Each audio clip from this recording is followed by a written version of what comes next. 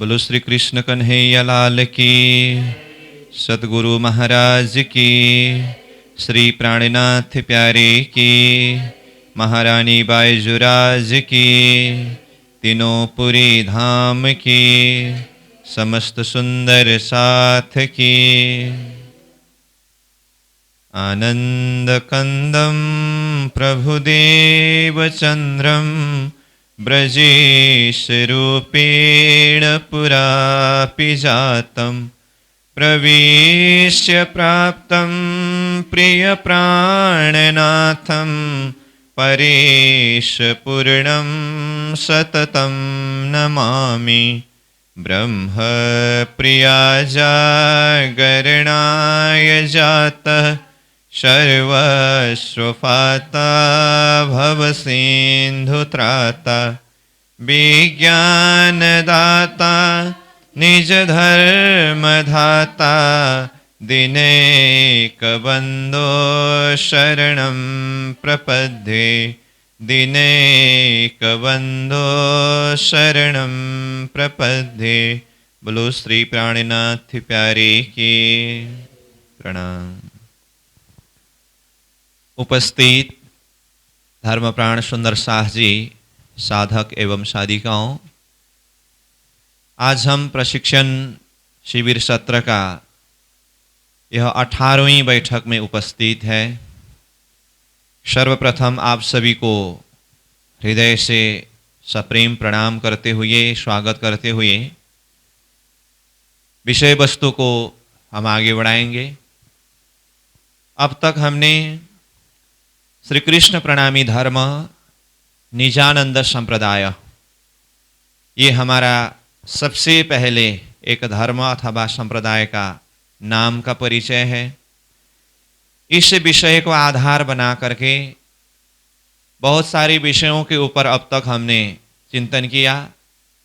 उसमें विशेष करके धर्म शब्द के ऊपर चर्चा करते हुए अपने आप को जानना, मतलब आत्मा शक्ति को जानना, तो आत्मा को कैसे जाने, तो इस विषय में आत्मा के गुण के संदर्भ में चर्चा करते हुए हमने विशेष करके प्रयास ये किया है कि पहले नंबर हम साधक रूप में अपने आप को आत्मा स्वरूप में जाने। हमारा लक्ष्य है साध्य रूप परमात्मा को प्राप्त करना। उसके लिए पहले नंबर साधक आत्मा है, तो स्वयं अपने आप को किस तरह से जाने, तो इस विषय में चर्चा हुई। उसके बाद फिर श्री कृष्ण प्रणामी, इसका आशय, इसका अर्थ क्या है, इस विषय में बातें हुई। और विशेष करके कल का सत्र में हमने निजानंद संप्रदाय, इसके ऊपर चर्चा किया। तो संप्रदाय मतलब सम्यक रूपेण प्रदीयते इति संप्रदाय, जिसमें सम प्लस प्र प्लस दा, सम और प्र दोनों उपसर्ग है और दा धातु जिसका अर्थ देना है। सम्यक रूप से प्रदान करना अथवा अच्छी तरह से, अच्छी ढंग से वो देना, इस अर्थ में संप्रदाय है। और हमारा संप्रदाय निजानंद संप्रदाय, तो श्री देवचंद्र जी महाराज के अंदर निज श्रीराज जी महाराज और उनके आनंद श्यामा जी महारानी, वो शक्ति किस तरह से विद्यमान है, और उन्होंने अखंड ज्ञान तारतम्य के प्रकाश के माध्यम से ये सारा विश्व को प्रकाशित करने के क्रम में किस तरह से प्रदान किया, किस तरह से दिया, इस विषय के ऊपर हमने सारांश रूप में चर्चा किया। तो कुल मिलाकर के अब तक हमने श्री कृष्ण प्रणामी धर्म निजानंद संप्रदाय, इस नाम अथवा इसके ऊपर चर्चा किया। अब आज से हम विषय वस्तु को आगे बढ़ाएंगे कि ये श्री कृष्ण प्रणामी धर्म निजानंद संप्रदाय के अंदर हमारा विषय वस्तु क्या है। कोई भी धर्म संप्रदाय हो और कोई भी धर्म ग्रंथ हो, सब धर्म ग्रंथ में अथवा सब संप्रदाय में दो पक्ष की बातें होती है, एक व्यवहारिक पक्ष, एक वैचारिक पक्ष। और उस वैचारिक पक्ष को सैद्धांतिक पक्ष भी कहते हैं। चाहे हम हर धर्म संप्रदाय में देखें, चाहे हम हर धर्म ग्रंथ में देखें, उसका व्यवहारिक पक्ष भी होते हैं और उसका वैचारिक पक्ष भी होते हैं। इसी तरह से हमारा यह श्री कृष्ण प्रणामी धर्म निजानंद संप्रदाय में भी व्यवहारिक पक्ष की बातें भी है और वैचारिक पक्ष की बातें भी है। तो उसमें हम विशेष करके वैचारिक पक्ष यानी कि सैद्धांतिक पक्ष के ऊपर विशेष रूप से हम चर्चा करेंगे। तो जब श्री कृष्ण प्रणामी धर्म निजानंद संप्रदाय में सैद्धांतिक पक्ष की बात जब आती है, अथवा इस धर्म सिद्धांत का जो सैद्धांतिक विषय वस्तु कहने से इसको साधारण हिसाब से अगर कहो तो जैसे स्कूल में विद्यार्थी पढ़ने के लिए जाते हैं, कॉलेज में विद्यार्थी पढ़ने के लिए जाते हैं, तो विद्यार्थी का अपना विषय वस्तु होता है, पाठ्यक्रम होता है, जिसे सिलेबस कहते हैं। इसी तरह से धर्म संप्रदाय के अंदर भी अपना विषय वस्तु, अपना पाठ्यक्रम अथवा सिलेबस होते हैं। तो हम श्री कृष्ण प्रणामी धर्म निजानंद संप्रदाय के सैद्धांतिक विषय के अंदर प्रवेश कर रहे हैं, तो सबसे पहले हमें ये जानना होता है हमारा धर्म संप्रदाय का सिलेबस क्या है, विषय वस्तु क्या है, पाठ्यक्रम क्या है, हम किस किस विषय के ऊपर अध्ययन करेंगे, चिंतन करेंगे, जिसके माध्यम से हम अपने सिद्धांत को अच्छी तरह से जान पाएंगे, समझ पाएंगे। तो यहां से हमें विषय वस्तु के अंदर प्रवेश करना होगा। अब धीरे धीरे से हम सैद्धांतिक विषय के ऊपर चिंतन करेंगे, प्रवेश करेंगे। विषय वस्तु बहुत गहन है, परंतु उसको हम जितना आसानी से उसको समझ सके, समझा सके, अपने दिल दिमाग में बिठा सके, उस हिसाब से प्रयास करेंगे। मैं शुरुआत में ज्यादातः विषय वस्तु के ऊपर कॉन्सेप्ट किस तरह से क्लियर करें, थीम को हम किस तरह से समझ सके, उस बात में ज्यादा जोर देने का प्रयास करूंगा। और साथ में प्रासंगिक शास्त्रीय प्रमाण, महामती प्राणनाथ जी की वाणी की चौपाई का भाव हम जोड़ते जाएंगे। परंतु मैं इससे पहले भी बोलता आया हूं और ये सैद्धांतिक विषय के अंदर प्रवेश करते हुए भी अब भी बोलूंगा, हम जितनी भी विषय के ऊपर चर्चा करेंगे उसका मूल आधार है तारतम दर्शन। तारतम दर्शन कहने से अक्षरातीत परब्रह्म परमात्मा धामधनी श्रीराज जी महाराज ने सतगुरु श्री देवचंद्र जी महाराज को दर्शन के समय में जो 16 अक्षरी मंत्र प्रदान किया, उस मंत्र के माध्यम से जो भी ज्ञान सतगुरु महाराज के हृदय के द्वारा प्रकाशित हुआ, सतगुरु महाराज ने ये जो जागने का कार्य अपने समय के पश्चात महामती प्राणीनाथ जी को प्रदान किया। महामती प्राणीनाथ जी ने सतगुरु के द्वारा ही प्रतिपादित यह तारतम्य सिद्धांत को, तारतम बीज को अपने समय में अक्षरातीत धामधनी श्रीराज जी के आवेश के द्वारा ही वाणी के रूप में जाहिर हुआ, विस्तार हुआ। और जिस वाणी के अंदर संपूर्ण धर्मशास्त्र, चाहे वेद का हो चाहे कतीब का हो, जितने भी धर्मशास्त्रों के साक्षी प्रमाण के आधार पर वाणी के माध्यम से जो बात खुलासा किया है वो है तारतम दर्शन, तारतम्य विषय। हम उस विषय के आधार पर ही विषय वस्तु के ऊपर चिंतन करेंगे, मनन करेंगे। परंतु शुरू में हमें विषय वस्तु के ऊपर धीरे धीरे से प्रवेश करते करते उसका एक थीम को समझना होगा, कंसेप्ट को समझते जाना होगा।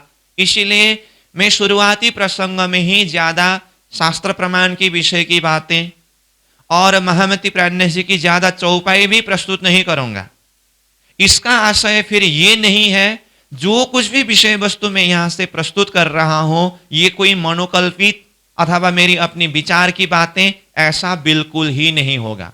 हाँ, प्रस्तुति में अपने ढंग से प्रस्तुत करते समय कुछ विषय वस्तु, कुछ शब्द इधर उधर हो सकता है, शब्द उच्चारण में गलती ऐसा हो सकता है, परंतु मूल रूप में विषय वस्तु जो है, वो विषय वस्तु तारतम्य दर्शन के आधार पर ही हम प्रस्तुत करेंगे। सबसे पहले तो ये बात हम विचार करें, चिंतन करें, जिस विषय वस्तु के अंदर हम प्रवेश कर रहे हैं, जिस सैद्धांतिक विषय वस्तु के ऊपर हम चिंतन करने जा रहे हैं, ये कोई साधारण विषय वस्तु नहीं है, ये बहुत ही गहन विषय वस्तु है। इसलिए हमें अपने आप को अपने स्थान से इसके अंदर हम कितना डूब सकते हैं, ये विचारणीय बात है। यहां से जितने विषय वस्तु हम प्रस्तुत करेंगे, उसके बाद उसको श्रवण मनन, उसको चिंतन करके अपने जीवन में उतारने का प्रयास किस तरह से करें, हमें ये विचार करने की बात है। मैं शुरू से ही बोलता आ रहा हूं, ये सिर्फ एक कथा की तरह शून्य सुनाने भर की बात नहीं है। हमारा मूल धर्म का सिद्धांत क्या है, हमारा साधना का पक्ष क्या है, परमात्मा प्राप्ति का मार्ग क्या है, अक्षरातीत धामधनी ने हमें कितना कृपा करके ये ज्ञान, ये समझ हमें प्रदान किया है, जो गुरु परंपरा के द्वारा हमारे तक आया है। इस ज्ञान के प्रकाश से हमें अपने हृदय को प्रकाशित करना है। ज्यादातर लोगों का समझ क्या होता है, ये प्रशिक्षण शिविर कहने से, और जिसके अंदर हम ये बैराट की बातें करते हैं, चर्चनी की बातें करते हैं, कई लोगों का समझ ऐसा है, ये बच्चों का शिविर है, छोटे छोटे विद्यार्थी बच्चे लोग ये पढ़ते हैं, ऐसा है। ऐसी बात नहीं है। विषय वस्तु अपने आप में इतना गहन है, ये जो बैराट के माध्यम से, चर्चनी के माध्यम से, जो भी तारतम्य दर्शन के माध्यम से जो ज्ञान हमें गुरु परंपरा से प्राप्त हुआ है, ये ज्ञान का प्रकाश का आशय क्या है। आगे जाकर के हम जितने भी विषय वस्तु के अंदर चर्चा करेंगे, प्रवेश करेंगे, छलफल करेंगे, उसका मूल आशय क्या है, मैं स्वयं महामती प्राणनाथ जी के एक चौपाई के माध्यम से अभी भूमिका में ही विषय वस्तु को एक तैयार करता हूं। जैसे हम आत्मस्वरूप है, ये तो पहले भी हमने चर्चा किया, और हमारा एकमात्र उद्देश्य है, एकमात्र लक्ष्य है परमात्मा प्राप्ति। वो परमात्मा प्राप्ति का मार्ग क्या है, और यहां बैठे बैठे हम परमात्मा के वो आनंद, जिसे ब्रह्मानंद कहते हैं, उस आनंद को किस तरह से अनुभव करें। तो ये बहुत लंबी यात्रा है। निष्कर्ष बिंदु में जाकर के देखें तो हम जो कुछ भी करें, जितना अध्ययन करें, चिंतन करें, मनन करें, साधना करें, जो कुछ भी करें, उसका एकमात्र लक्ष्य है परमात्मा प्राप्ति। अब उसके लिए ये जो ज्ञान जाहिर करने की क्या आवश्यकता है, क्या जरूरत है, तो ये बहुत गहन विषय है। तो परमात्मा प्राप्ति के लिए अथवा वो ब्रह्मानंद सुख के अनुभव के लिए हमें धामधनी ने अथवा राजी महाराज ने सतगुरु के माध्यम से, प्राणीनाथ जी के माध्यम से जो ये तारतम्य ज्ञान प्रदान किया है ना, ये तारतम्य ज्ञान का जितने भी विषय वस्तु है, सैद्धांतिक विषय वस्तु जितने भी है, इसका आशय क्या है, ये ज्ञान धरती में जाहिर होने का अथवा राजी महाराज ने हमें ये इलम प्रदान करने का कारण क्या है। तो इस संदर्भ में स्वयं प्राणनाथ जी वाणी में क्या कहते हैं, रूहों लज्जत मागी हक पे, औरस की दुनिया माहे, तो इलम दिया सब अपना, बिना इलम लज्जत नाही। तो ये चौपाई महामती प्राणनाथ जी की वाणी में श्रृंगार ग्रंथ का चौपाई है। तो ये चौपाई का आशय क्या है, रूहों मतलब आत्मा, हमारे अंदर जो आत्मा शक्ति विद्यमान है, तो रूहों हम आत्माओं ने लज्जत मांगी हक पे, लज्जत मतलब वो आनंद, वो स्वाद, वो मस्ती। कहां की मस्ती और किसके साथ में मांगा, हक पे यानी कि श्रीराज जी महाराज के साथ में मांगा। क्या मांगा, लज्जत मांगा। कहां के लज्जत, कहां मांगा, तो आगे कहा औरस की दुनिया में है। अरस यानी कि परमधाम का लज्जत जो है, परमधाम का आनंद जो है, परमधाम की मस्ती जो है, वो अरस की यानी कि परमधाम की मस्ती, परमधाम की लज्जत को दुनिया में है, ये संसार के बीच में अनुभव करने के लिए चाहा, परमात्मा के साथ में आत्माओं ने मांगा। रूहों लज्जत मांगी हक पे अरस की दुनिया में है। यहां तक क्लियर? इसका आशय फिर भी बता रहा हूं मैं। हम आत्माओं ने परमात्मा श्रीदास जी महाराज के साथ में मांगा क्या? परमधाम की लज्जत को, परमधाम के आनंद मस्ती को यहां दुनिया के बीच में अनुभव करने के लिए मांगा।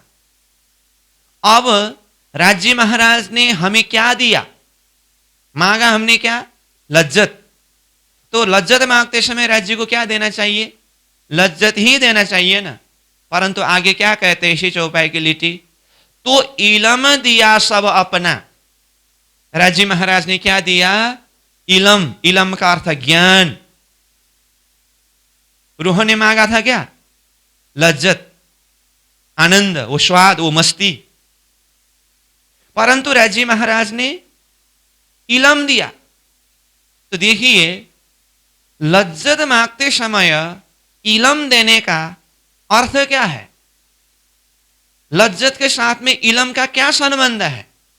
हमें ऐसा लगता है, लेकिन इसी चौपाई में चौथा चरण में जाकर के स्वयं प्राणनाथ जी ने खुलासा किया।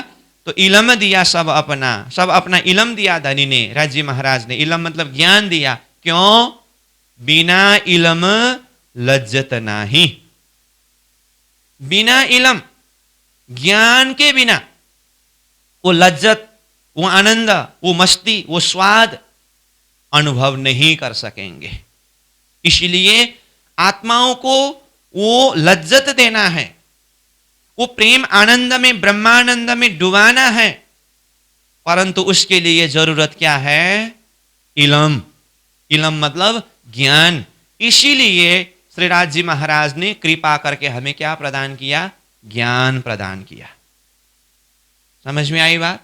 तो वो ज्ञान जो तारतम के प्रकाश के रूप में जाहिर हुआ, इसीलिए वो ज्ञान जो हमें लज्जत प्रदान करने के लिए, वो आनंद प्रदान करने के लिए वो इलम की आवश्यक है, वो ज्ञान का आवश्यक है। वो ज्ञान क्या है? तो वो ज्ञान ही हमारा एक सैद्धांतिक विषय है, जो ज्ञान के रूप में हमारा एक सिद्धांत जाहिर हुआ है। इसीलिए हम चाहे जिस विषय में भी अध्ययन करेंगे, चिंतन करेंगे, मनन करेंगे, मैं बार बार बोल रहा हूं, ये तारतम दर्शन के आधार पर ही हम चिंतन करेंगे। तो तारतम ज्ञान के अंदर जो कुछ भी बातें हैं, ये ज्ञान जाहिर करने का मूल आशय है बिना इलम लज्जत नहीं। इलम के बिना लज्जत नहीं होगा। इसीलिए इलम यानी कि ज्ञान। तो हमें वो ज्ञान प्रदान करने के क्रम में धामधनी ने, श्रीदास जी महाराज ने सदगुरु स्वरूप में होकर के, प्राणीनाथ जी स्वरूप में होकर के हमें वो ज्ञान प्रदान किया। तो ज्ञान का विषय वस्तु क्या है? जो हमारा विषय वस्तु का है अथवा सिलेबस का है, पाठ्यक्रम का है, ये हमें सबसे पहले जानना जरूरत है। तो मैं बोल रहा था, एकदम विषय वस्तु के अंदर प्रवेश करते समय सबसे पहला नंबर श्री कृष्ण प्रणामी धर्म निजानंद संप्रदाय का अथवा हमारा विषय वस्तु सिलेबस क्या है, किन किन विषयों के ऊपर हमें अध्ययन करना है, चिंतन करना है, जानकारी लेनी है। तो ये हमें सबसे पहले जानना होगा। तो इस विषय में हम चिंतन करें तो हमारा सिलेबस में 4 विषय है। हमारा जो तारतम्य दर्शन पर 4 विषय वस्तु मुख्य रूप में है। तो ये 4 विषय वस्तु का पहले हमें जानकारी होना होता है, और उसके बाद फिर हम एक एक विषय का अध्ययन करते, चिंतन करते, मनन करते, उसकी गहराई में हम डूबने का प्रयास करेंगे। समझ में आ रही है बात? तो श्री कृष्ण प्रणामी धर्म निजानंद संप्रदाय का सिलेबस क्या है? अगर ये प्रश्न आया तो मैंने कहा 4 विषय है। तो वो 4 विषय क्या क्या है? एक है विराट, एक विषय क्या है? विराट है। दूसरा विषय है वृत्ति, जिसे चर्चनी कहते हैं। और तीसरा विषय है बीतक, और चौथा विषय है वाणी। क्या क्या कहा? विराट, वृत्ति, बीतक और वाणी। ये 4 विषय हमारा धर्म सिद्धांत का विषय है। तो उसको मैं यहां लिख देता हूं। पहला नंबर क्या कहा? विराट। और दूसरे नंबर में क्या कहा? वृत्ति। और वृत्ति को क्या कहा है दूसरे शब्द में? चर्चनी कहते हैं। ठीक, ये हुआ दूसरा विषय। और तीसरे नंबर में क्या कहा? बीतक। और चौथे नंबर में क्या कहा? वाणी। वाणी मतलब तारतम्य वाणी। वह है ना सब में। विराट, वृत्ति जिसे चर्चनी कहते हैं, बीतक और वाणी। ये क्या है? ये हमारा सिलेबस है, विषय वस्तु है। अब ये विषय वस्तु अक्षरातीत श्रीराज जी महाराज ने सतगुरु श्री देवचंद्र जी महाराज के हृदय से इसको प्रकाशित करना प्रारंभ किया। सदगुरु महाराज ने अपने समय में 34 साल तक धर्म का प्रचार किया, जिस विषय में हम पहले से ही चर्चा करते आ रहे हैं। और महामती प्राणनाथ जी ने अपने समय में जो धर्म का प्रचार किया, जो जाहिर किया, तो ये जो दर्शन, ये जो सिद्धांत हमें ये 4 विषय के रूप में प्रदान किया। हाँ, तो इसका मतलब सदगुरु महाराज के समय में सदगुरु महाराज ने ये विराट विषय के ऊपर चर्चा किया। दूसरा वृत्ति यानी कि चर्चनी विषय के ऊपर चर्चा किया। बीतक और वाणी के ऊपर चर्चा किया। अब आपके मन में ये प्रश्न आ सकता है,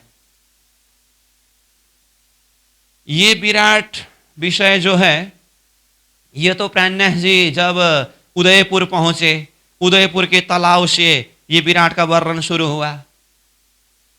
चर्चनी जो है वो तो हमने बीतक में सुनते समय तो पन्ना जी में हमसे के घर से वृत्ति का उठा अंकुर करके तब से वर्णन शुरू हुआ है।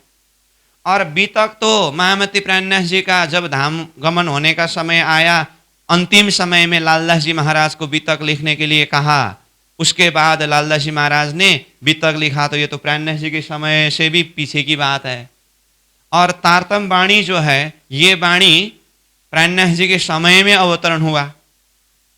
और मुझे प्रश्न पूछ सकते हैं आप, तो फिर आप किस तरह से सदगुरु महाराज के जमाने में विराट, वृत्ति, बीतक, वाणी के विषय में ही चर्चा करते थे करके कहा? ऐसा प्रश्न आ सकता है। किसी के भी मन में ऐसा भी हो सकता है ना, क्योंकि थोड़ा मोड़ा अब बीतक वगैरह सुना है, थोड़ा कुछ ज्ञान है उस हिसाब से देखते समय। तो इसीलिए मैं बिल्कुल शुरुआत से ही बात कर रहा हूं, ये जो 4 विषय के ऊपर हम अब चिंतन करने वाले हैं। हमने कहा श्री कृष्ण प्रणामी धर्म निजानंद संप्रदाय का 4 सिलेबस जो है ये है। तो ये सदगुरु महाराज के समय का विषय वस्तु यही है, और प्राणनाथ जी के समय का विषय वस्तु भी यही है। यही विषय वस्तु, यही ज्ञान गुरु परंपरा से आज हमारे तक आया है। तो इस चीज को गहराई से समझने के लिए हमें यह जानना होगा विराट विषय के अंदर क्या क्या आता है, वृत्ति यानी कि चर्चनी विषय के अंदर क्या क्या आता है, बीतक विषय के अंदर क्या क्या आता है, और वाणी के अंदर क्या क्या है। इस विषय में और गहराई से जानना होगा, तब जाकर के ये बात को समझ सकते हैं। परंतु मैं आग्रह करना चाहता हूं, यहां पर जिस विषय के ऊपर जिस तरह से हम प्रस्तुत करेंगे उस हिसाब से श्रवण करते जाएंगे, चिंतन करते जाएंगे, मनन करते जाएंगे, तो विषय वस्तु आगे खुलता जाएगा। मैं शुरुआत से ही बोलता आ रहा हूं, हम कोई भी विषय वस्तु को एक ही क्लास में पूरी तरह से किनारा नहीं लगाएंगे। ये क्रमबद्ध विषय वस्तु हर एक क्लास में आगे बढ़ता जाएगा। समझ में आई बात? इसीलिए मैं सार रूप में बता रहा हूं, सदगुरु महाराज ने, महामती प्राणीनाथ जी ने जो विषय वस्तु हमें प्रदान किया है, जो ज्ञान हमें दिया है, जो आज हम अपने धर्म सिद्धांत को गहराई से समझने के लिए जिस विषय के ऊपर अध्ययन करते हैं, तो वो विषय वस्तु ये 4 विषय वस्तु है।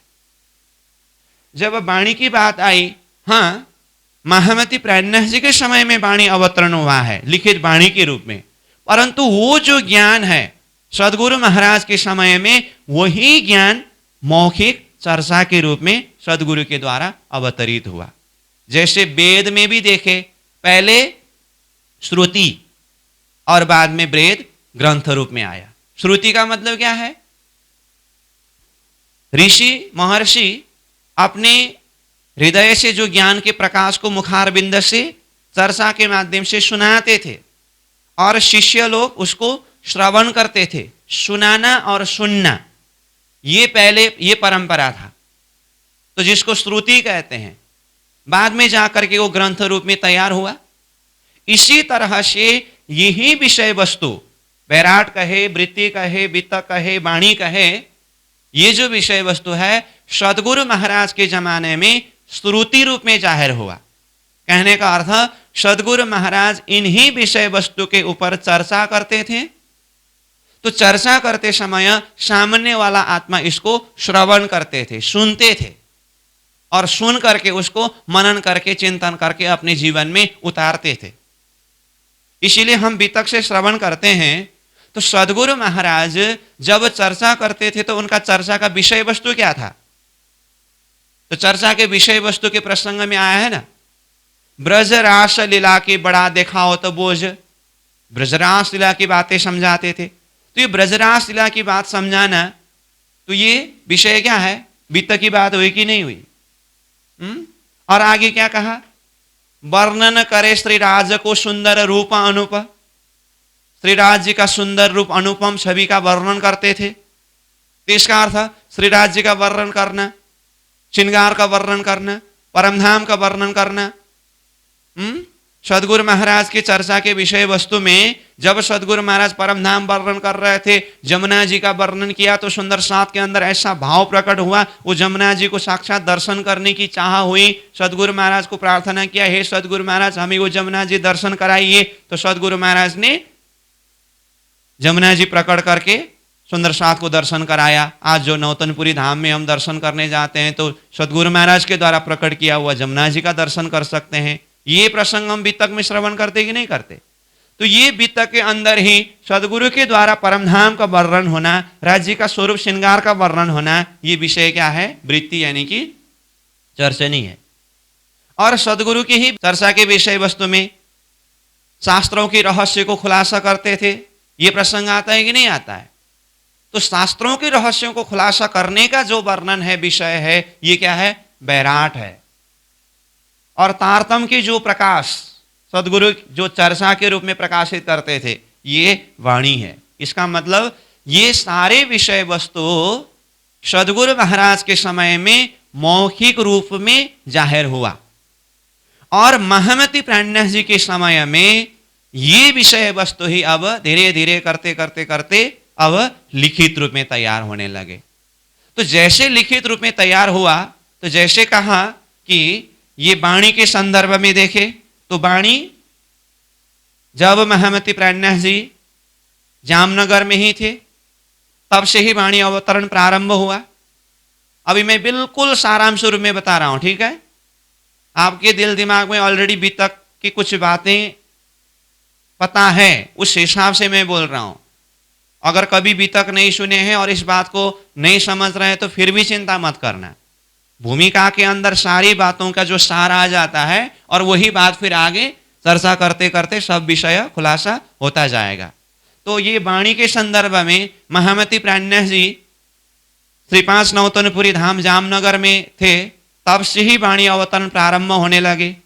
जब वो धर्म प्रचार में आगे बढ़ चले, तो जाते जाते भिन्न भिन्न स्थान में भिन्न भिन्न समय में वाणी अवतरण होती गई, और पद्मावतीपुरी धाम तक की जागनी लीला के प्रसंग में ये जो वाणी 18,758 चौपाई जो 14 ग्रंथ में आबद्ध है। मैं फिर भी बोल रहा हूं, इसका डिटेल वर्णन हम आगे चर्चा करते जाएंगे। अभी मैं भूमिका के रूप में सार बातें कर रहा हूं। तो इस तरह से अवतरण हुआ। तो ये वाणी, तो वाणी के अंदर विषय क्या है? सदगुरु महाराज अपने समय में जो मौखिक रूप में जो ज्ञान चर्चा करते थे, प्राणनाथ जी के समय में वही लिखित वाणी के रूप में जाहिर हुआ। तो ये वाणी हुआ।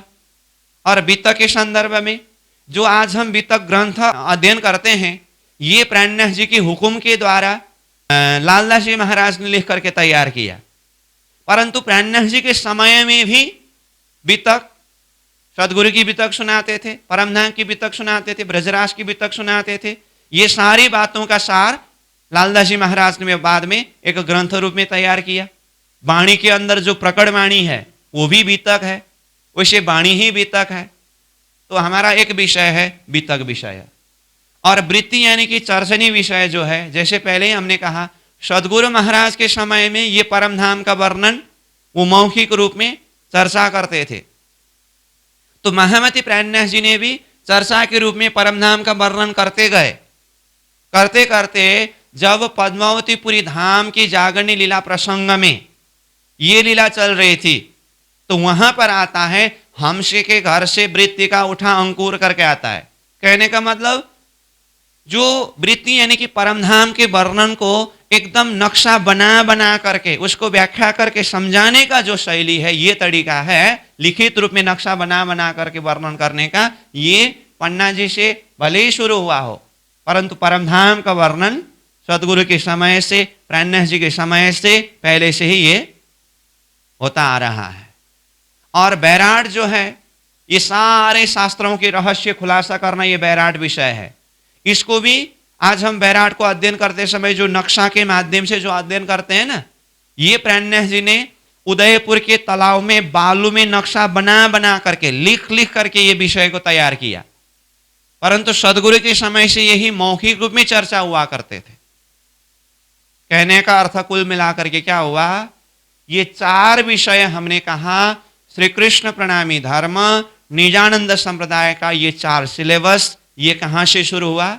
सदगुरु के समय से ही शुरू हुआ। कल हम निजानंद संप्रदाय के विषय में चर्चा कर रहे थे ना, तो हमें ये जो ज्ञान कहां से मिली? तो निजानंदाचार्य सदगुरु श्री देवचंद्र जी महाराज से मिले। तो उनके नाम से हमारा एक संप्रदाय का नाम रहा। तो इसीलिए जो हमारा विषय वस्तु है, ये चार विषय वस्तु सदगुरु महाराज ने, महामती प्राणनाथ जी ने, अथवा उनके अंतर हृदय में स्वयं अक्षरातीत धामधनी श्रीराज जी महाराज ही विराजमान होकर के ये ज्ञान, ये दर्शन, ये सिद्धांत प्रदान किया है। समझ में आई बात? अच्छा, अब प्रश्न आता है, ये विषय वस्तु किसको प्रदान किया? अब ये विषय वस्तु के अंदर क्या क्या है, एक एक विषय के अंदर हम आगे प्रवेश करेंगे, परंतु पहले हमें जानना यह होगा कि किसको प्रदान किया है ये ज्ञान। कोई एक व्यक्ति को, कोई एक जाति को, कोई एक समाज को, संगठन को? नहीं, ये ज्ञान जो है, ये विषय जो है, ये दर्शन जो है, सारा विश्व के लिए प्रदान किया है। कुल मिलाकर के चाहे बैराट विषय कहे, चाहे वृत्ति विषय कहे, चाहे वितक विषय कहे, चाहे वाणी विषय कहे, ये सब मिलाकर के एक शब्द में अगर कहो तो ये तारतम दर्शन, ये तारतमीय सिद्धांत है। और उसी तारतम को क्या कहा? निज नाम कहा। तो ये निज नाम, तारतम ज्ञान मैं समय समय में बार बार बोलता आ रहा हूं। ये तारतम ज्ञान जो है ना, ये विषय जो है ना, ये सारा विश्व ब्रह्मांड के लिए आया हुआ है। निज नाम सोई जाहिर हुआ, जाकी सब दूनी राह देखत, मुक्त देशी ब्रह्मांड को आए ब्रह्मात्म सत। सारा विश्व ब्रह्मांड को ये ज्ञान के प्रकाश से हृदय को प्रकाशित करा करके, अपने आप को आत्मा स्वरूप में पहचान करा करके परमात्मा स्वरूप का पहचान करा करके ये जगत से अखंड मोक्ष प्रदान करने के लिए ये निज नाम तारतम ज्ञान, ये ब्रह्म ज्ञान जो ये विषय वस्तु के रूप में धरती में जाहिर हुआ है। जिस तरह से सूर्य का उदय सारा धरती के लिए हुआ है, परब्रह्म परमात्मा के द्वारा ये विषय वस्तु जो जाहिर हुआ है, ये सारा विश्व के मुमुक्षु आत्माओं के लिए है। मुमुक्षु मतलब मोक्ष की कामना रखने वाले सारे चेतना के लिए ये ज्ञान है। इसलिए ये सारे विषय वस्तु प्रस्तुत करते हुए प्राणनाथ जी क्या कहते हैं, अब लीला हम जाहिर करे, जो सुख सैया हृदय धरे, पीछे सुख होशी सबन्न, पसरसी चौदह भवन्न। ये 14 लोक ब्रह्मांड में फैलने वाला ज्ञान का प्रकाश है, ये सिद्धांत है। मैं विषय वस्तु के प्रवेश से पहले शुरुआत में ही ये बात क्यों प्रस्तुत कर रहा हूं, क्योंकि किसी के मन में दिल दिमाग में ये भ्रम न रहे कि कोई एक जाति के लिए आया हुआ सिद्धांत होगा, कोई एक वर्ण के लिए आया होगा, कोई लिंग के लिए आया होगा, कोई एक धर्म के लिए आया होगा। ऐसा नहीं, विश्व के सारे मुमुक्षु चेतनाओं के लिए आया है। और यहां तक मैंने मुमुक्षु शब्द प्रयोग करते समय मुमुक्षु का अर्थ तो मोक्ष की कामना रखने वाले अर्थ में होते हैं, तो फिर मोक्ष की कामना न रखने वाले उनके ऊपर भी प्राणनाथ जी ने वाणी में यहां तक कहा है, धनी बड़े कृपालु। परमात्मा इतने कृपावान है, 5 तत्वों को ही अखंड मोक्ष प्रदान करने के लिए ये ब्रह्म ज्ञान धरती में जाहिर हुआ है। इसीलिए हमने शुरू कहां से किया, हमारा धर्म का सिलेबस क्या है करके ये शब्द प्रयोग किया। तो ये शब्द प्रयोग करते हुए किसी के मन में ये भ्रम ना रहे कि हमने हमारा कहा तो फिर सामने वाला अपने आप को अलग मान करके तुम्हारा अलग हमारा अलग। ये तुम्हारा और हमारा कहां है, मुझे ये बात समझ में नहीं आती है। जहां पर धर्म शब्द प्रयोग किया जाता है, जहां पर अध्यात्म शब्द प्रयोग किया जाता है, यहां पर तुम्हारा और हमारा कहां से आई बात। उसमें भी जब श्री कृष्ण के विषय में जब बात आती है, श्री कृष्ण प्रणामी करके जब ये बात आया, कृष्ण किसी का प्राइवेट संपत्ति है, कृष्ण तो परमात्मा है। श्री कृष्ण जो है वो परमात्मा स्वरूप है। तो परमात्मा स्वरूप को यहां किसके बुद्धि ने तुम्हारा और हमारा करके ये भेद खड़ा कर दिया। इसीलिए हमें तत्वतः जानना पड़ेगा, वो परम शक्ति परमात्मा वो सब के मालिक है और उनके ही हम सब आत्मा स्वरूप हैं। इसीलिए ये जितने भी जो ज्ञान धरती में जाहिर हुआ है, आत्माओं की जागृति के लिए और वो ब्रह्मानंद का सुख अनुभव कराने के लिए स्वयं परमात्मा ने धरती में जाहिर किया है। इसीलिए मैं ये बात तो बार बार बोलता रहता हूं, ये धर्म का प्रकाश जो है ना, वास्तविक धर्म का प्रकाश जो है, ये ज्ञान का प्रकाश जो है, इसमें हमारा तुम्हारा शब्द प्रयोग करना ही नहीं चाहिए। विषय वस्तु को प्रस्तुत करने से पहले ही मैं इस बात को बार बार जोड़ दे करके कह रहा हूं। इसीलिए धर्म शब्द को एक माध्यम बना करके हमने शरीर और आत्मा में अंतर, इस विषय के ऊपर पहले ही चर्चा करके आए। और मैं आत्मा स्वरूप हूं, इस बात के ऊपर हमने जोड़ दे करके चर्चा किया है। और ये आत्मा शक्ति का दर्शन होने के बाद ये आत्मा शक्ति सब एक है। आत्म सहुनी एक ज दिशे जुजविते दिशे देह। परमात्मा ने आत्मा उद्धार के लिए दिया हुआ संदेश को हमने अपने बुद्धि के कारण इसको अलग अलग रूप में, अलग अलग ग्रुप में विभाजन करके, ये शास्त्र तेरा, ये शास्त्र मेरा, ये पंथ तेरा, ये पंथ मेरा, तेरा मेरा, तेरा मेरा करके हमने बहुत गड़बड़ कर दिया। इसीलिए सबसे पहले नंबर मैं आत्मस्वरूप हूं, मैं साधक हूं और मेरा एकमात्र लक्ष्य है साध्य तत्व परमात्मा प्राप्ति। और उसके लिए साधन रूप में परमात्मा ने अपनी जो ज्ञान का प्रकाश धर्मशास्त्र के माध्यम से, चाहे वो कुरान हो चाहे वो पुराण हो, और वो सब का निचोड़ महामती प्राणनाथ जी की वाणी तारतम्य वाणी अथवा ये तारतम्य दर्शन के अंदर जो हम ये 4 सिलेबस 4 विषय वस्तु के विषय में बातें कर रहे हैं, ये ज्ञान का प्रकाश है। प्राणनाथ जी ने क्या कहा? हम तुम एक वतन की अपनी रूह नहीं दोए। इसलिए अध्यात्म क्षेत्र में साधना के क्रम में हमें सबसे पहले नंबर ये चेतना का विकास करना होगा कि मैं आत्मा स्वरूप हूं और सारा जगत आत्मा समुदाय आत्मा परिवार है। इस दृष्टि से जब हम देखेंगे तो ये धर्मशास्त्र क्या है? पहले भी हमने कहा ये धर्मशास्त्र अथवा तारतम्यवाणी जो भी अध्यात्म ज्ञान है, ये आईना है। आईना है। तो ये आईना है करके जानने के बाद मनुष्य क्या करता है? अपने आप को देखता है। जितने भी बड़े व्यक्ति हो, अब बड़े व्यक्ति मतलब व्यक्ति तो सब समान होते हैं, परंतु यहां का एक पोस्ट प्रतिष्ठा के हिसाब से जो बड़े लोग हो, जब आईना के सामने में पहुंचते हैं ना, थोड़ी देर वो वहां पर रुक जाता है। थोड़ी देर वो वहां पर रुक जाता है, देखते हैं अपने आप को। तो ये धर्मशास्त्र अध्यात्म ज्ञान जो है ना, ये अपने आप का दर्शन करने का आईना है। अपने आप मतलब शरीर नहीं, आत्मा। ये आत्मा दर्शन कराने वाला विषय है।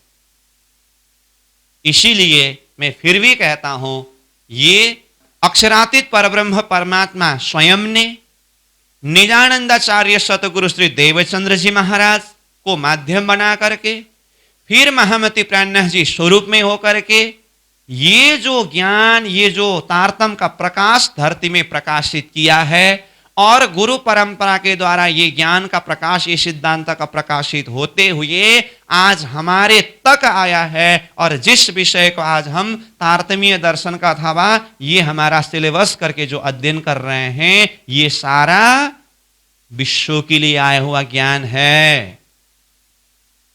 जिस तरह से सदगुरु के समय से फैलते फैलते प्राणनाथ जी के समय में और फैलते हमारे तक आया, और अब हमारा कर्तव्य क्या बनेगा?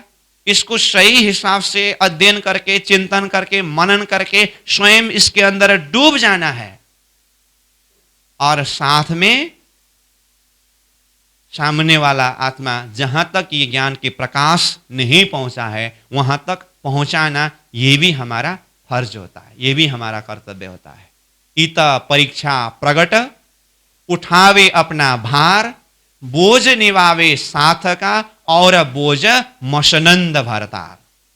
स्वयं अपना भार भी उठाना है, मतलब इसको अध्ययन मनन चिंतन करके स्वयं अपने आप को पूर्ण रूप से जागृत कराना, और साथ में क्या कहा? बोझ निवावे साथ को। सामने वाला साथ का भी बोझ निभाना है, मतलब उसको जागृत कराने के लिए भी मेरा कर्तव्य क्या है। और बोझ मशनंद भरतार, गुरु परंपरा से जो आया हुआ ज्ञान, इस ज्ञान के धारा को निरंतर आगे बढ़ाना भी एक शिष्य का कर्तव्य बनता है।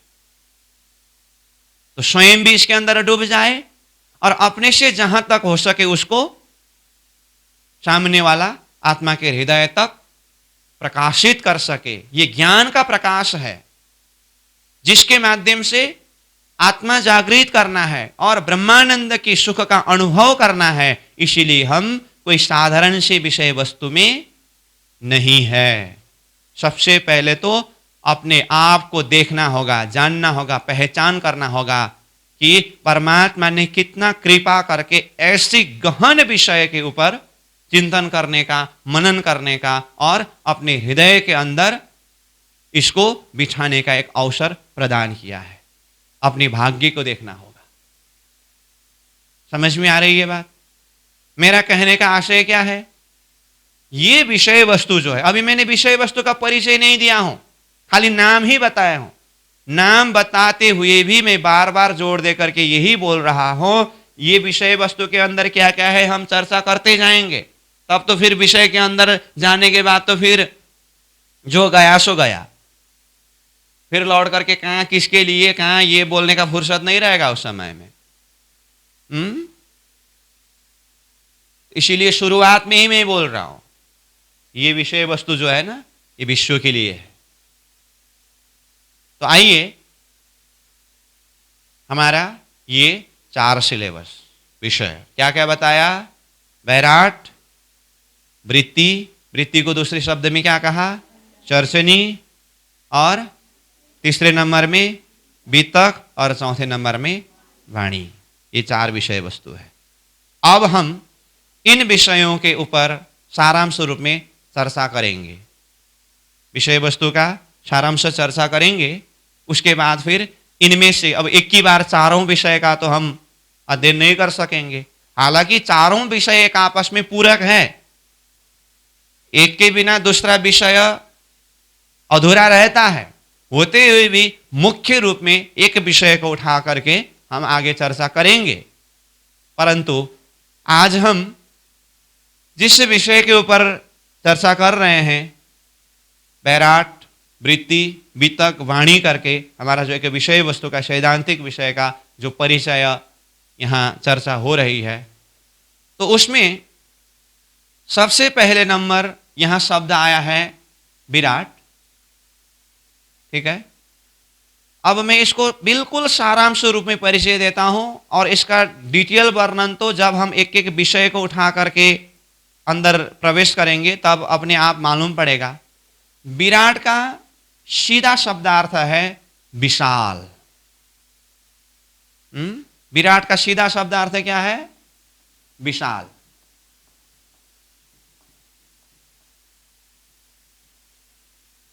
विशाल मतलब विशाल, और ये शब्द तो हमने सुना है।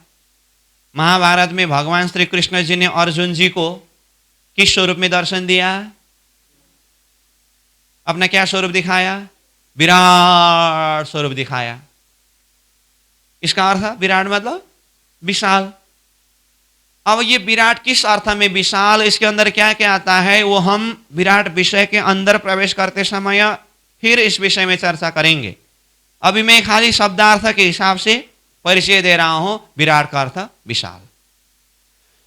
तो ये विराट विषय अध्ययन करने से फायदा क्या है, ये विषय के अंदर जो भी विषय वस्तु आएगा, ये विषय को अध्ययन करने से फायदा क्या मिलेगा हमें, क्यों जरूरत है ये विराट विषय अध्ययन करने के लिए। तो इसका एक शब्द में अगर परिचय देना हो, विराट विषय अध्ययन करने से हमें लक्ष्य प्राप्त होता है। क्या कहा, लक्ष्य प्राप्त होता है। विराट का अर्थ क्या बताया, विशाल। और विराट अध्ययन करने से हमें क्या प्राप्त होगी, लक्ष्य। तो लक्ष्य के संदर्भ में हमने पहले ही साधक, साधन और साध्य ये शब्द एक बार चर्चा में लाए थे। तो साध्य क्या है, लक्ष्य। वो साध्य लक्ष्य क्या है, परमात्मा। इसका अर्थ हमारा लक्ष्य अथवा हमारा साध्य क्या है, परमात्मा है। तो यहां पर क्या आया विषय, विराट विषय को अध्ययन करने से हमें लक्ष्य प्राप्ति होगी। तो लक्ष्य मतलब साध्य, लक्ष्य साध्य मतलब परमात्मा। तो परमात्मा तक पहुंचाने का विषय है विराट। समझ में आई बात। तो इसका मतलब विराट विषय का महत्व इतने से ही हम समझने का प्रयास करें, जो विषय हमें परमात्मा तक पहुंचाने वाला है। तो कितने महत्वपूर्ण विषय है ये। लक्ष्य चीज जो है ना, लक्ष्य शब्द को ही थोड़ा सा चिंतन करके देखिए तो अपने आप में कितने महत्वपूर्ण है ये। किसी के जीवन में पूछे आपका लक्ष्य क्या है, मेरा तो कोई लक्ष्य ही नहीं है, क्या करेगा वो। जीवन में एक लक्ष्य होना चाहिए। तो ऐसे ही ये विराट विषय हमारे आत्मा को लक्ष्य प्रदान करने वाला विषय है। ठीक है, अब इस विषय में और ज्यादा वर्णन हम करते जाएंगे। अब दूसरा विषय है वृत्ति। वृत्ति को दूसरे शब्द में क्या कहा है? चर्चनी। ये चर्चनी शब्द जो है चर्चा शब्द के द्वारा आया है। चर्चनी शब्द कैसे आया? चर्चा। अब चर्चा शब्द, थोड़ा सा चर्चा शब्द के विषय में बताऊं तो चर्चा के साथ में दूसरा शब्द एक जुड़ता है, कथा। एक होता है कथा, दूसरा होता है चर्चा। तो कथा और चर्चा में क्या अंतर है? तो अपनी बातें जहां पर होती हैं उसे चर्चा कहते हैं, दूसरों के विषय में जो बात होती है उसे कथा कहते हैं। इसका मतलब क्या हुआ? चर्चा शब्द जो अपनी बातें, तो चर्चा शब्द के द्वारा चर्चनी हुई, तो इसका मतलब ये चर्चनी विषय अथवा वृत्ति विषय क्या है? ये अपनी बातें। तो अपनी कहां की अपनी? तो ये है परमधाम का वर्णन। तो ये चर्चनी विषय के अंदर क्या आता है? परमधाम का वर्णन आता है। परमधाम मतलब विराट के साथ में चर्चनी का संबंध थोड़ा सा बता दूं तो विराट हमें लक्ष्य प्रदान करते हैं।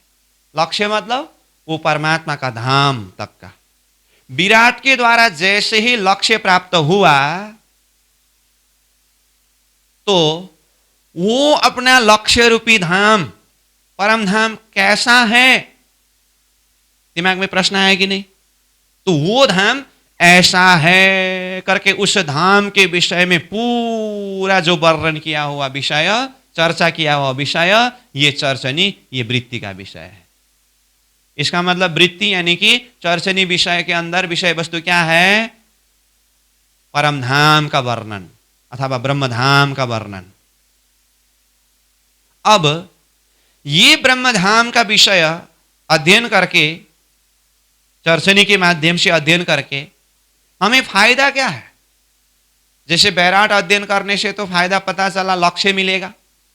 अब लक्ष्य प्राप्ति होने के बाद फिर वो चर्चनी विषय के द्वारा 25 पक्ष परमधाम का वर्णन ये अध्ययन करने से, श्रवण करने से उसका फायदा, उसका लाभ क्या है? तो इसका लाभ तो बहुत सारे हैं। फिर भी मैं यहां पर विषय वस्तु का परिचय देते हुए सार रूप में अगर बताऊं तो इसका फायदा है हमारा ध्यान केंद्रित होता है। ये चर्चनी जो है ना, ये ध्यान का विषय है। अब ध्यान शब्द जो मैंने प्रयोग किया यहां पर, आज बहुत सारे साधक हैं जो ध्यान करते हैं परंतु ध्यान नहीं लगता है, ध्यान में डूब नहीं सकते हैं। समस्या है एक। तो उसका कारण क्या है? बहुत बड़ा कारण है। तो ध्यान में अपने आप को डुबाने के लिए, ध्यान को केंद्रित कराने के लिए आवश्यक है पहले ये परमधाम का वर्णन जो वृत्ति के रूप से, चर्चनी के रूप से हुआ है। इसके अंदर बहुत सारी बातें हैं परंतु मैं बिल्कुल ही सार रूप में बता रहा हूं। तो चर्चनी विषय अध्ययन करने का फायदा क्या है? हम ध्यान में तटस्थ हो सकते हैं। समझ में आई बात? तीसरा विषय क्या है? वितक। वितक मतलब, वितक को साधारण अर्थ में समझे तो इतिहास है, वृत्तांत है। तो ये वृत्तांत, ये इतिहास को जानने के लिए पहले तो हमें ये जानना पड़ेगा बैराट के माध्यम से सृष्टि के संदर्भ में, सृष्टि की उत्पत्ति किस तरह से हुई, विस्तार किस तरह से हुआ, यहाँ पर क्या क्या है, और सृष्टि उठने की बात भी है। उस समय में आत्मा को परमात्मा के धाम तक का लक्ष्य देने की बात है। अभी तो मैं बिल्कुल सार रूप में बता रहा हूं ना। और वो ब्रह्मधाम का वर्णन किया है। अब ये बैराट और चर्चनी के द्वारा पूरी तरह से आत्मा का लक्ष्य से लेकर के उसके अंदर का सारा वर्णन जब समझ में आए तब जाकर के मन में प्रश्न आएगा। ऐसे दर्शन, ऐसा ज्ञान जो बैराट के माध्यम से आत्मा को परमधाम तक का लक्ष्य प्रदान करने वाले और वो सारा परमधाम का वर्णन करने वाले, ऐसे ज्ञान को धरती में जाहिर करने वाले कौन है? प्रश्न आया कि नहीं आया? तब जाकर के अब वो स्वरूप सदगुरु स्वरूप, वो स्वरूप प्राणनाथ जी स्वरूप, तो ये वित्त का विषय है।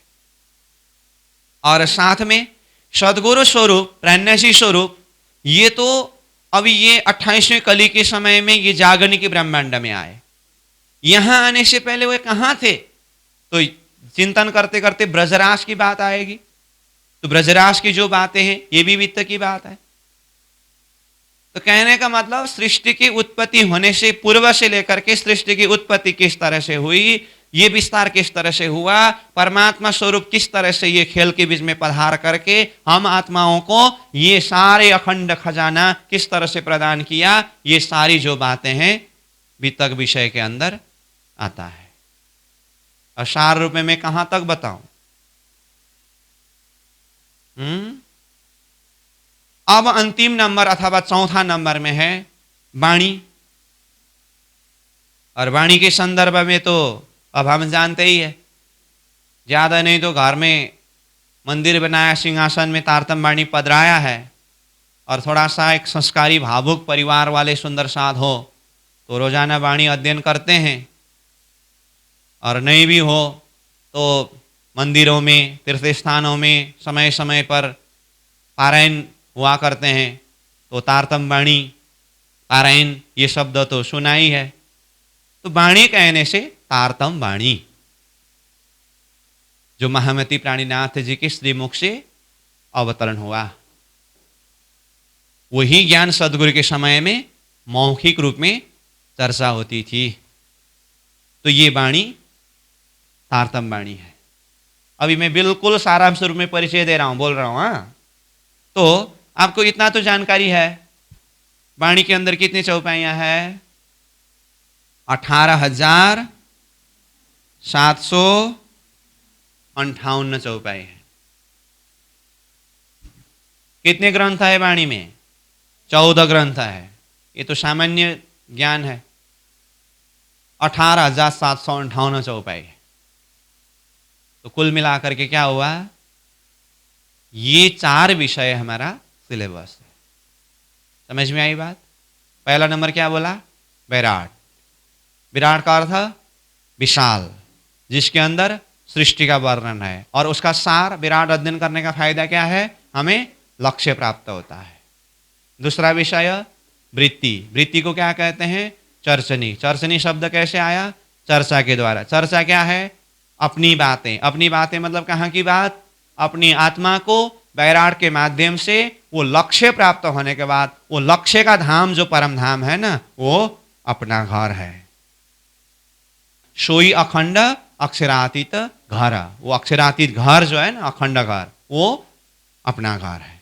तो अपने घर के अंदर की जो बातें हैं वो तो चर्चा है ना, इसीलिए वो जो वर्णन किया हुआ विषय चर्चनी है। और ये चर्चनी के माध्यम से जो हम 25 पक्ष परमधाम का वर्णन, श्रीराज जी का स्वरूप श्रृंगार का वर्णन चिंतन करेंगे, अध्ययन करेंगे, जिसके माध्यम से हम अपनी ध्यान को केंद्रित कर सकते हैं। और ये सारे विषय वस्तु किसने जाहिर किया? सदगुरु प्राणनाथ जी। और सदगुरु प्राणनाथ जी ने अन्य क्या क्या विषय जाहिर किया? तो सृष्टि की उत्पत्ति के पूर्व से लेकर के सृष्टि लय होने के बाद तक की सारी बातें जिस तरह से जाहिर किया, ये सारा विषय वस्तु एक वित्त के रूप में जाहिर हुआ। तो ये वित्त का विषय अध्ययन करने से, चिंतन करने से फायदा क्या है? जैसे बैराट का सार बताया मैंने, लक्ष्य। वृत्ति का सार बताया मैंने, ध्यान। ऐसे वित्त के संदर्भ में अगर कहूं तो ये वित्त का सार क्या है? ये वित्त का सार जो है हृदय को कोमल बनाता है, अथवा हृदय को परिवर्तन कर देते हैं। हृदय कोमल होना मतलब, हृदय परिवर्तन होना मतलब, हमारा हृदय कैसा है? अज्ञान अवस्था में हमारा हृदय कैसा होता है? इतना निरस पत्थर की तरह। जब सदगुरु की जीवनी, प्राणनाथ जी की जीवनी अथवा ये सारी बातों का अध्ययन करते करते, चिंतन करते करते, श्रवण करते करते बरसे कमल भीगे पानी, साधु संतों की उल्टी पानी। कमल वर्षा होकर के पानी भीगने की बात है। तो इसका आशय क्या है? ज्ञान रूपी कमल का बरसात होकर के हृदय में भाव प्रकट होना, वो पानी भीगना है, वो भाव, वो प्रेम। तो हृदय के अंदर के भाव को प्रकट करने के लिए ज्ञान की आवश्यकता है। इसीलिए जब हम सदगुरु की जीवनी को श्रवण करेंगे, प्राणनाथ जी की जीवनी को श्रवण करेंगे, उन्होंने दिया हुआ ज्ञान को श्रवण करेंगे, तो ऑटोमेटिक हमारे हृदय के अंदर क्या प्रकट होगा? भाव प्रकट होगा। तो वो भाव प्रकट होना ही, ऐसे निरस्त हृदय में रस प्रकट होना ही हृदय कोमल होना हुआ कि नहीं हुआ? हृदय परिवर्तन हुआ कि नहीं हुआ?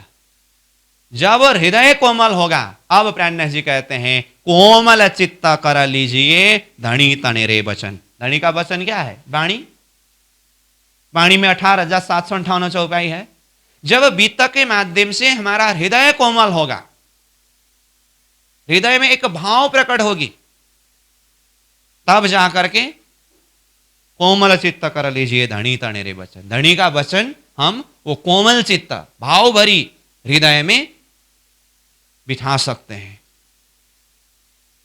समझ में आई बात? तो इस तरह से बैराट का सार लक्ष्य प्राप्ति, चरसनी का सार चित्तवृत्ति को ध्यान में केंद्रित करना, वित्त का सार हृदय को कोमल बनाना, और रही बात वाणी। अब वाणी क्या करते हैं?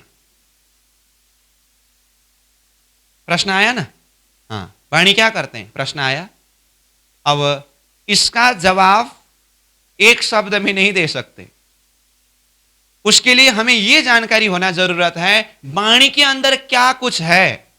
उसको जानने के बाद ही ये विषय वस्तु हमें क्या करते हैं, इसको हम जान सकते हैं।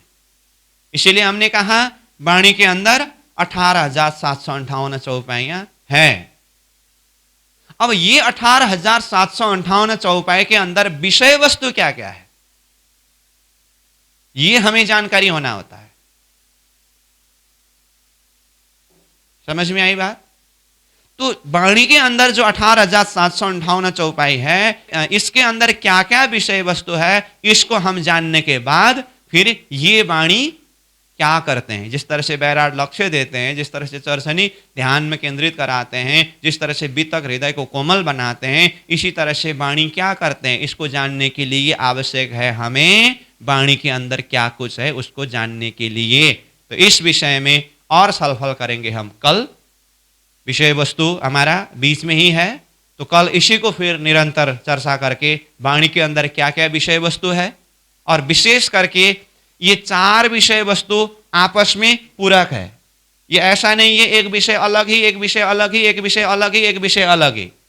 चार विषय वस्तु तो है, परंतु इनके आपस में संबंध है। तो उसके बीच में क्या क्या संबंध है, ये सब चीज को जान करके फिर आगे हम इनमें से एक विषय, बैराट विषय को उठा करके आगे चर्चा करेंगे।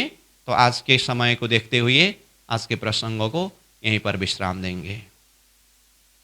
पूर्णमदः पूर्णमिदं पूर्णात् पूर्णमुदच्यते पूर्णस्य पूर्णमादाय पूर्णमेवावशिष्यते। प्रणाम।